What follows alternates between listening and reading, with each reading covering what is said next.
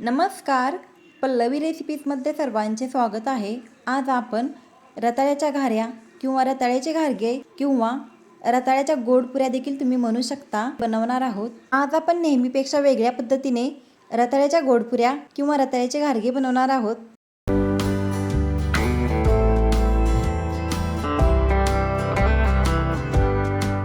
अशा पद्धतीने रताळ्याच्या घाऱ्या बनवल्या तर त्या घाऱ्या खूप टेस्टी आणि खुसखुशीत बनतात. त्यासाठी गॅसवरती एक कुकर ठेवायचा आहे आणि त्याच्यामध्ये एक स्टँड ठेवायचे व आपल्याला कुकरच्या डब्यामध्ये रताळे धुवून कट करून त्याच्यामध्ये घालायचे आहेत आणि तो कुकरचा डब्बा आपल्याला स्टँडवरती ठेवायचा आहे व कुकरचे झाकण लावून आपल्याला कमी ते मध्यम गॅसवरती 3 ते 4 शिट्ट्या काढून घ्यायच्या आहेत. कुकरची पूर्णपणे वाफ गेल्यानंतर आपल्याला तो कुकरचा डब्बा बाहेर काढायचा आहे व रताळे थंड झाल्यानंतर आपल्याला रताळ्याची साल काढून घ्यायची आहे. हाताने किंवा तुम्ही व्हिडिओमध्ये दाखवलेल्याप्रमाणे चाकूने देखील रताळ्याची साल काढू शकता. आपल्याला सर्व रताळ्याची साल काढून घ्यायची आहे आणि ते रताळे आपल्याला एका ताटामध्ये ठेवायचे आहेत.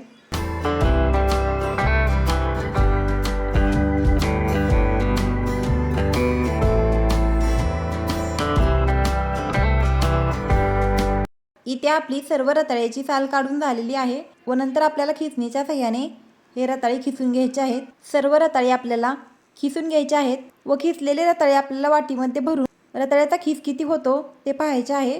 इथे आपला रताळ्याचा खीस 2 वाटी झालेला आहे. नंतर गॅसवरती एक पॅन ठेवायचा आहे. त्याच्यामध्ये आपल्याला 2 चमचे तूप घालायचे आहे व त्याच्यामध्ये आपल्याला रताळ्याचा खीस घालायचा आहे व ज्या वाटीने आपण रताळे मोपून घेतलेले होते त्याच वाटीने आपल्याला गूळ देखील घ्यायचा आहे. इथे मी गूळ चाकूने कट करून घेतलेला आहे.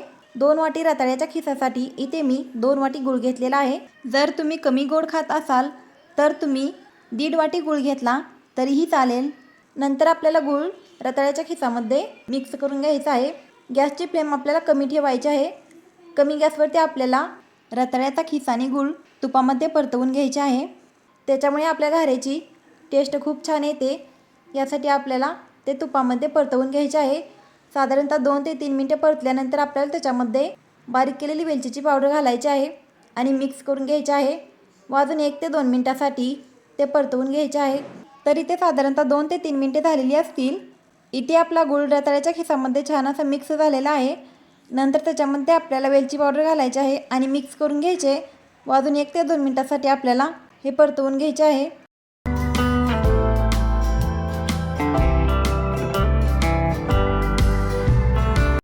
तर साधारणतः वेलची पावडर घातल्यानंतर मी 1 ते 2 मिनिटासाठी हा रताळ्याचा खीस परतवून घेतलेला आहे. रताळ्याचा खीस परतत असताना आपल्याला चमच्याच्या साहाय्याने किसताना चुकून राहिलेले रताळ्याचे तुकडे मॅश करून घ्यायचे आहेत किंवा तुम्ही पावभाजी मॅशरने देखील रताळे मॅश करून घेऊ शकता.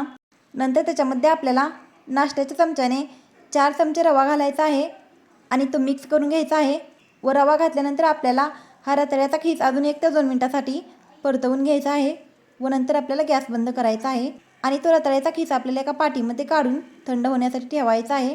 आपल्याला हे रताळ्याचे मिश्रण थंड झाल्यानंतर त्याच्यामध्ये गव्हाचे पीठ घालायचे आहे. सुरुवातीला इथे मी 1 कप गव्हाचे पीठ घेतलेले होते व 1 छोटी वाटी आपल्याला त्याच्यामध्ये बेसन पीठ घालायचे आहे आणि पाव चमचा मीठ घालायचे आहे आणि आपल्याला हे पीठ मळून घ्यायचे आहे. सुरुवातीला मी 1 कप गव्हाचे पीठ घातले व नंतर मी अजून त्याच्यामध्ये अर्धा कप गव्हाचे पीठ घातलेले आहे व आपल्याला घट्टसर गोळा मळून घ्यायचा आहे व आपल्याला पाणी न वतता हे घाऱ्याचे पीठ मळून घ्यायचे आहे व पीठ मळून झाल्यानंतर तूप लावून ते 1 मिनिटासाठी चुरून घ्यायचे व नंतर त्याला तूप लावून अर्ध्या तासासाठी ते भिजत ठेवायचे आहे. रवा घातल्यामुळे रताळ्याच्या घाऱ्या खुसखुशीत बनतात, त्या मऊ पडत नाहीत व तुम्ही अशा खुसखुशीत रताळ्याच्या घाऱ्या प्रवासात देखील नेऊ शकता व त्या घाऱ्या 8 ते 10 दिवस आरामात टिकतात. व अर्धा तास झाल्यानंतर आपल्याला पीठ एक वेळेस अजून चुरून घ्यायचे आहे आणि एक मोठा गोळा घेऊन आपल्याला त्याची जाडसर चपाती लाटायची आहे. आपल्याला रताळ्याच्या घाऱ्या जास्त जाडही नाही किंवा जास्त पातळही नाही, अशा मध्यम लाटून घ्यायच्या आहेत. इथे मी एक मोठ्या आकाराची चपाती लाटून घेणार आहे व नंतर आपल्याला वाटीच्या साहाय्याने त्याच्या पुऱ्या कट करून घ्यायच्या आहेत. तर तुम्ही एक छोट्या पुऱ्या देखील लाटू शकता. तर इथे आपल्याला सर्व बाजूनी चपाती लाटून घ्यायची आहे.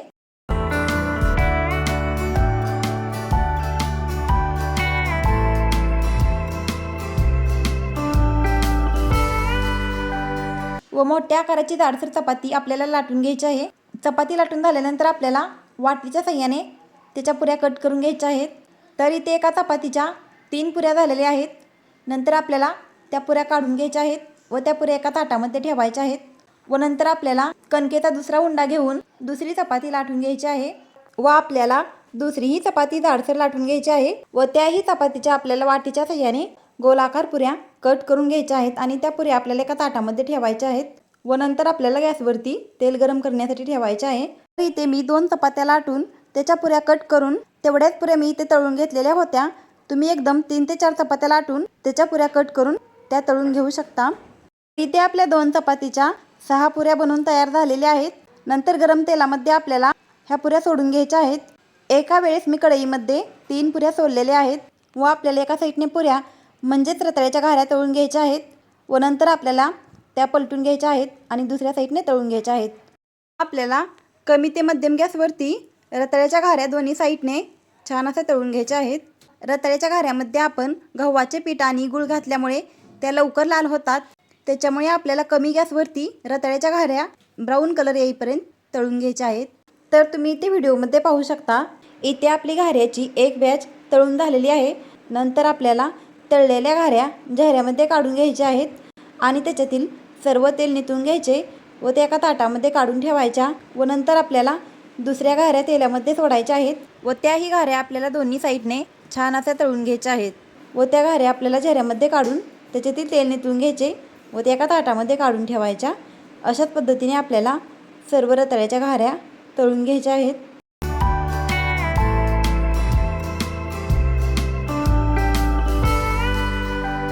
ह्या रताळ्याच्या घाऱ्यामध्ये आपण रवा व बेसन पीठ घातलेले आहे, त्याच्यामुळे ह्या रताळ्याच्या घाऱ्या अगदी खुसखुशीत होतात. आपण रताळ्याचा खीस तुपामध्ये गूळ घालून परतून घेतलेला आहे, त्याच्यामुळे घाऱ्या खूप टेस्टी बनतात व अशा पद्धतीने एक वेळेस तुम्ही रताळ्याच्या घाऱ्या करून पहा. अशा रताळ्याच्या घाऱ्या खूप टेस्टी बनतात. ह्या रताळ्याच्या घाऱ्या 8 ते 10 दिवस आरामात टिकतात, त्याच्यामुळे तुम्ही ह्या रताळ्याच्या घाऱ्या प्रवासात देखील नेऊ शकता. जर तुम्हाला ह्या रताळ्याच्या घाऱ्या मऊ बनवायच्या असतील तर तुम्ही ह्या रताळ्याच्या घाऱ्यामध्ये रवा नाही टाकला तरीही चालेल. तर तुम्ही इथे व्हिडिओमध्ये पाहू शकता, आपल्या सर्व रताळ्याच्या घाऱ्या बनवून झालेल्या आहेत. ह्या रताळ्याच्या घाऱ्या अगदी खुसखुशीत बनतात व खायला खूप टेस्टी लागतात. अशा पद्धतीने रताळ्याच्या घाऱ्या एक वेळेस बनवून पहा व कशा झाल्या ते कमेंट करून नक्की सांगा. तर तुम्हाला ह्या रताळ्याच्या घाऱ्या कशा वाटल्या ते कमेंट करून नक्की सांगा. व्हिडिओ आवडला असेल तर लाईक करा व चॅनलला सबस्क्राईब करा. धन्यवाद.